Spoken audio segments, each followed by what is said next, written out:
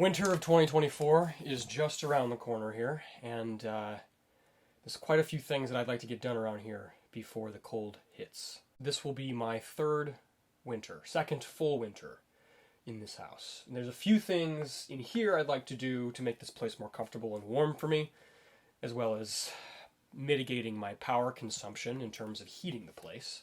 And there's plenty of other things that I want to get done around the property, in the garden, things of that nature, to feel more prepared and ready.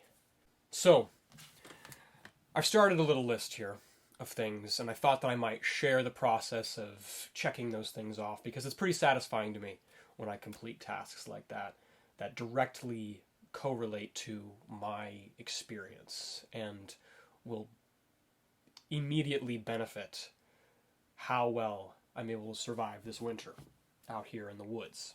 So, to jump right into it, start with the small things.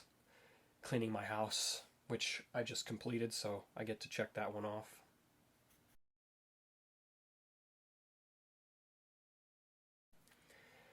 I am currently in the process of building an outhouse so that I don't have to run my incinerating toilet throughout the winter, and also it'll help contribute to my waste management in terms of compost and things of that nature.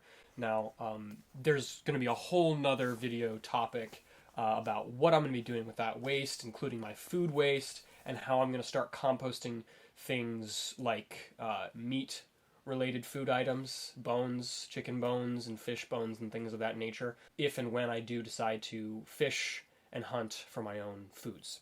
Now, building the outhouse is sort of a comfort thing. I have a bathroom with an operational toilet in my house, but the toilet that I installed here is electric powered. It is an incinerator, and it's great when I'm on the road.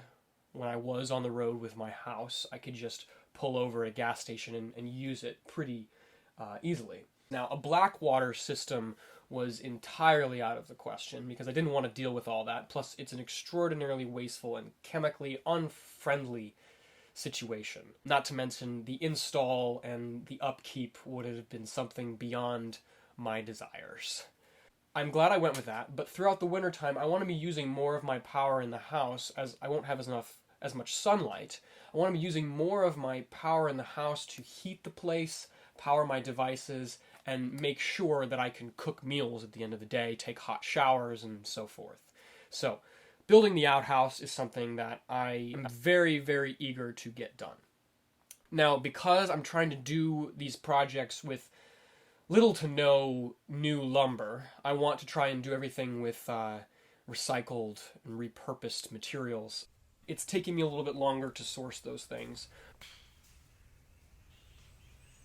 That's a good segue into a bigger job, which will probably take another video in and of itself, but milling the logs that we harvested from our garden space to make room for more garden and sunlight, not only to make sure that that wood goes to good use, but also to put it to these projects that I'm trying to get done.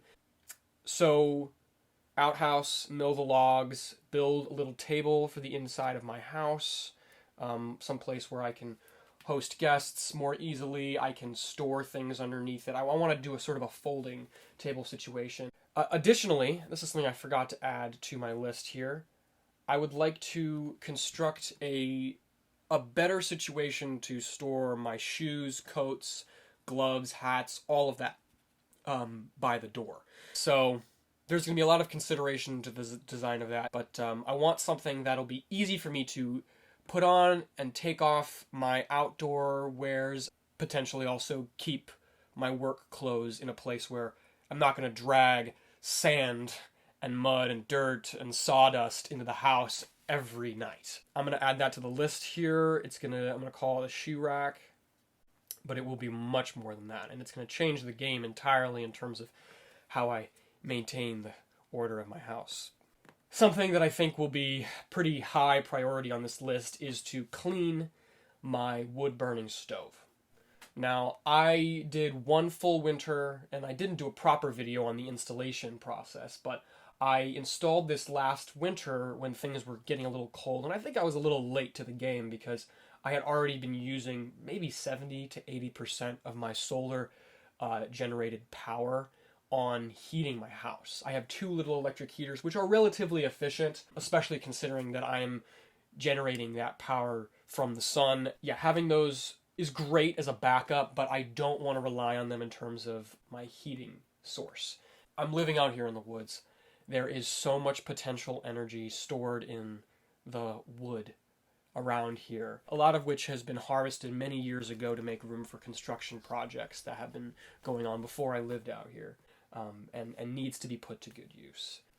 So chop, wood. I've got myself a good storage solution for the wood, but I want to kind of relocate it and clean it up a little bit. In terms of cleaning out my wood-burning stove, there is no reason why I would need to remove it, but I also want to, while I'm at it, potentially reorient it a little bit. Because as of right now, it's directly perpendicular to the wall. It's relatively efficient, but I believe that I could get more out of it if I were to reorient it slightly. When I installed the chimney, I had to account for the placement of my solar panels on the roof. My entire southern facing roof covered in 6 400-watt solar panels. So I had to orient my chimney in a way that it sort of did a 45-degree turn away from it. And because of that, the chimney on the inside is a little bit angled. And I believe, if my measurements are correct, that if I were to rotate it about 15 degrees, then the chimney would be directly vertical. Now, that's going to take a little bit of workshopping, but I think I could pull it off. And I might as well kill two birds with one stone. So, clean and reorient my wood-burning stove. Now, in the same vein of keeping my house warm throughout the wintertime, something I noticed through the past 2 winters was that the majority of my thermal transfer, where cold air was coming in, my wheel wells. Now, when I designed this tiny house, I did very much account for the fact that that was going to be the main influx of cold air.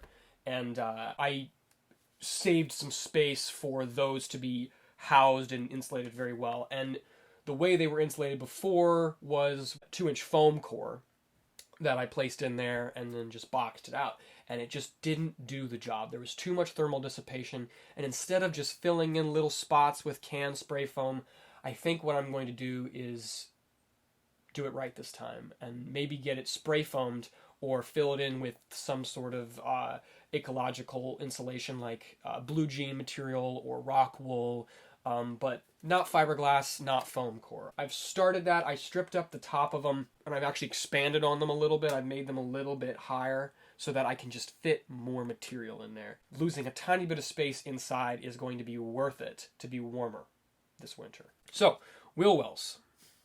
Until further notice, I think that's going to be everything on my list. Yes, it is a big undertaking, and it is currently early October, so I'm well on my way to getting colder.